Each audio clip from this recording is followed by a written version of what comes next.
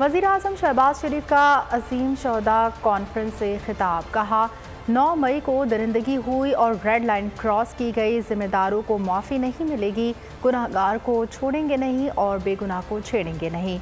इमरान खान ने अपने कारकुनों को शरपसंदी की तरबियत दी। इस तरह के इक़दाम के लिए उकसाने वालों को कटहरे में खड़ा करेंगे। 9 मई को जो यहाँ पे इस मुल्क के अंदर जो दरिंदगी हुई, 9 मई को शहीदों की और गाजियों की बेहुरमती, 9 मई को फौजी तंसीबात पर हमला, ये नाकाबिले बर्दाश्त है, क्योंकि ये एक रेड लाइन क्रॉस की गई है। ये कौम का फैसला है कि कानून और आइन के मुताबिक चाहे वो उकसाने में शामिल थे, किसी से कोई रियायत नहीं बरती जाएगी। एक मुकदमे में जो कि करप्शन का मुकदमा था, उसमें गिरफ्तारी हुई। सरबराह को अगर अपनी गिरफ्तारी से उसको एतराज था, तो फिर पाकिस्तान की तारीख इस तरह की सैकड़ों हजारों गिरफ्तारियों से भरी पड़ी है। सियासी कारकुन हमेशा अपने लीडर्स के लिए वो एहतजाज करते हैं, मगर कभी किसी ने पाकिस्तान के झंडे को आंच नहीं आने दी। आपके अजीम सपूतों ने जान हथेली पर रखकर